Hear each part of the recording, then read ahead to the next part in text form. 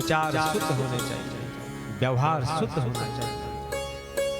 और परमात्मा को देखिए आप, कम वह दयालुम शरणम व्रजेमः, वो दयालु है जो एक बार उसकी शरण में जाता है वो उसे कभी नहीं छोड़ता है।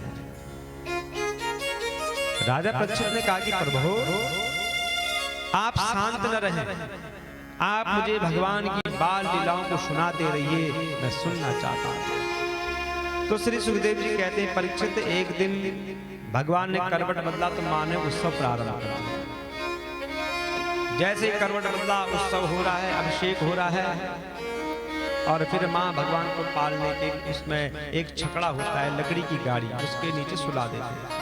उत्सव हो रहा है, शोर हो रहा है, भगवान की नींद खुली, दूध की इच्छा हुई, भगवान जोर जोर से रोने लगे, पर किसी ने सुना नहीं आवाज।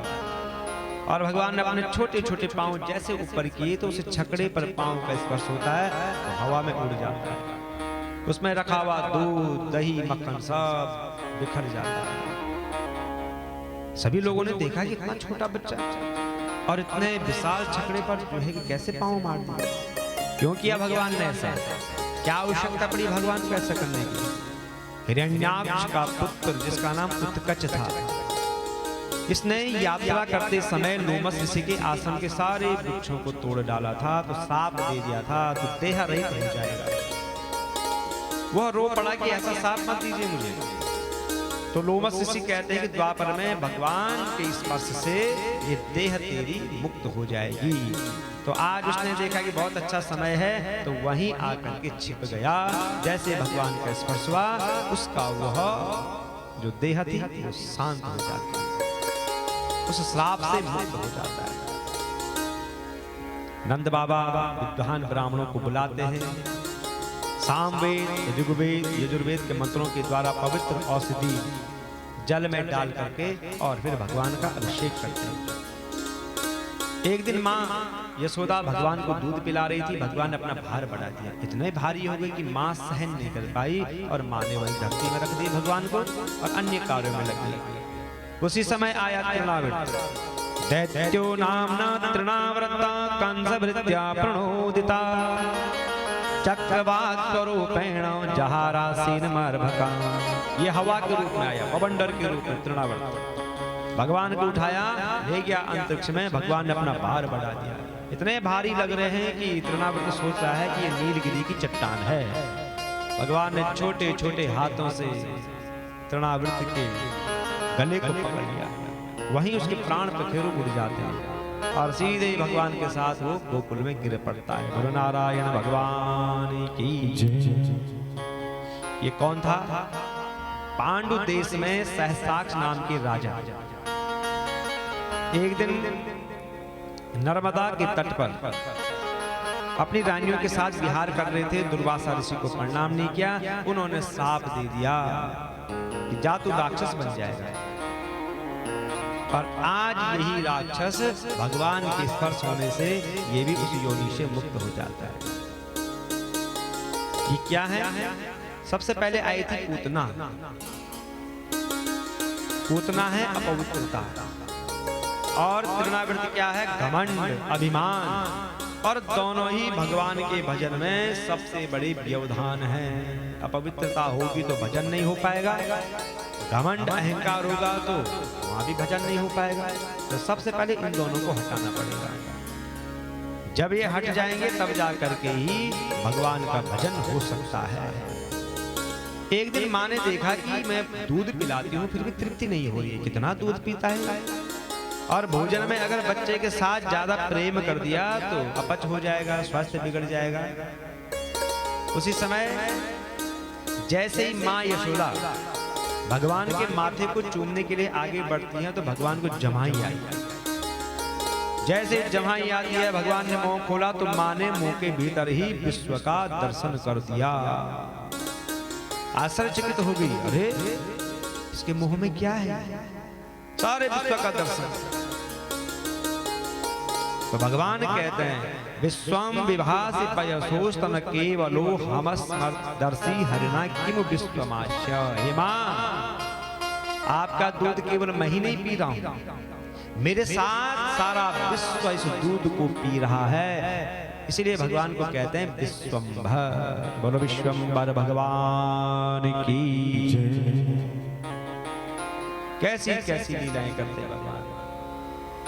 अब श्री सुखदेव जी कहते हैं कि राजन, एक दिन की बात है, गर्गः पुरोहितो राजन यदुनाम समूहातपः वज्रम जगामनं दश्य वसुदेव प्रचोदिता। गर्गाचार्य जी, गर्गाचार्य जी क्या हैं? यदुवंशियों के कुल पुरोहित हैं। और एक दिन वसुदेव जी की प्रेरणा से गोकुल में जाते हैं नंद बाबा के पास। नंद बाबा ने देखा ब्राह्मण आए हैं, आचार्य आए हैं, आतिथ्य सत्कार किया, स्वागत किया, अभिनंदन किया, आसन दिया, उनके पांव धोए, उनको तिलक किया और बड़े ही प्रेम से कहते हैं त्वं हि ब्रह्म विदाम श्रेष्ठ संस्कारान कर्तुमर्हसि बालयोरनयोर्नाम जन्मना ब्राह्मणो गुरु।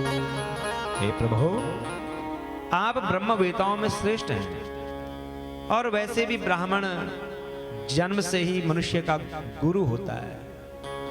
मैं चाहता हूं कि आप मेरे दोनों बच्चों का नामकरण संस्कार कर दीजिए।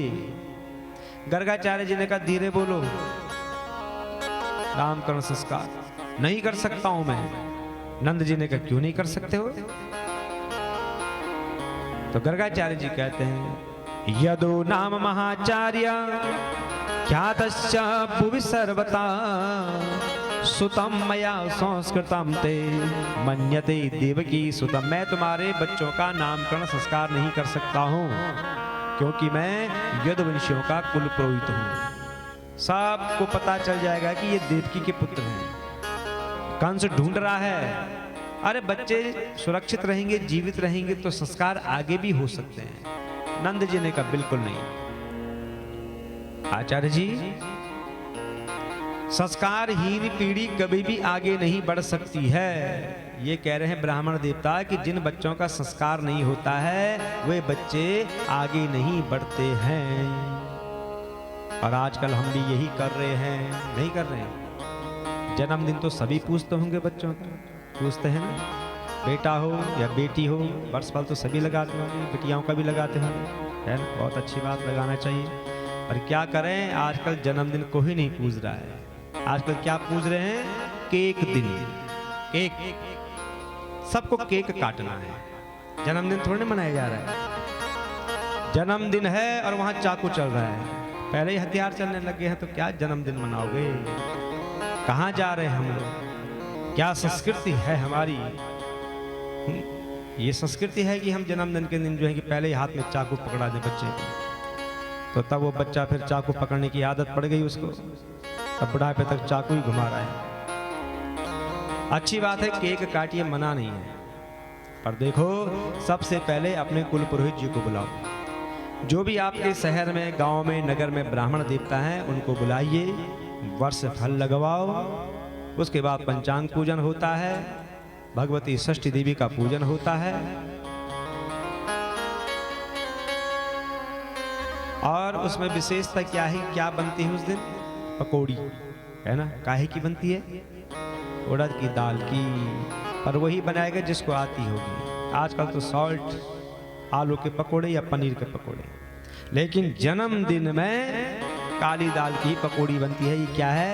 माख बली है। और उसके बाद शाम को केक काटो, मना नहीं कर रहे, काटिए केक। आसपास के बच्चे भी आ जाते हैं, थोड़ा अच्छा माहौल भी बन जाता है। पर फिर देखो उसमें एक और बहुत बड़ी विडंबना है। उसमें क्या रखते हैं? मोमबत्ती नहीं रखते हैं? रखते हैं, सब रखते हैं। मोमबत्ती रखी, जलाया, और फिर क्या बोलते हैं? जिसका जन्मदिन है क्या करो, इसको बुझा दो। माँ बोले बुझा बेटा इसको। अब बेटे को भी क्या चाहिए? माँ की आज्ञा का पालन तो करना ही है। और जगह करे न करे पर वहां पर तो जरूर करेगा। और बच्चे ने भी मोमबत्ती बुझा दी, मानो कि माँ आशीर्वाद दे रही कि जा बेटा, आज से तेरे जीवन में अंधकार ही अंधकार हो।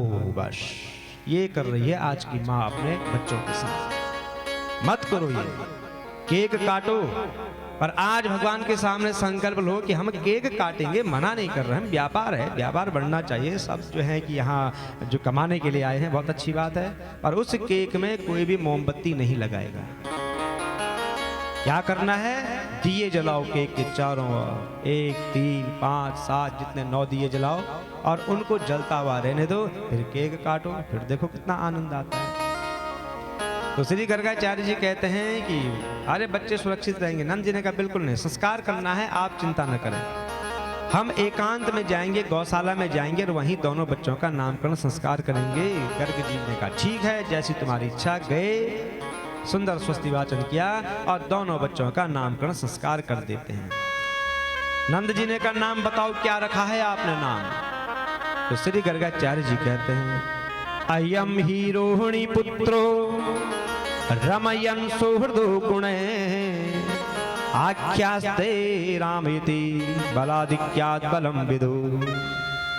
नंद जी ये रोहिणी का पुत्र है, इनका नाम रोहिणी होगा, इनके बल की कोई सीमा नहीं होगी, इनका एक नाम बल होगा, ये सबको बहुत आनंद देने वाले होंगे, इनका एक नाम राम भी होगा। तो बलराम, बोल बलराम भगवान की जय। इनका एक नाम संकर्षण भी होगा, क्योंकि ये जहां देखेंगे कि कहीं आपस में फूट पड़ रही है, झगड़ा हो रहा है, ये आपस में मिलाने का काम भी करेंगे। इनका नाम संकर्षण होगा और लोग इन्हें प्रेम से दाऊ जी कहेंगे।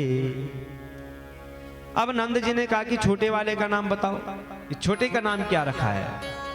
तो श्री गर्गाचार्य जी कहते हैं आसनम वनस्यो यस्य गृणतोनुयुगम तनुः शुक्लो रक्तस्तथा पीतो इदानीं कृष्णतां गता।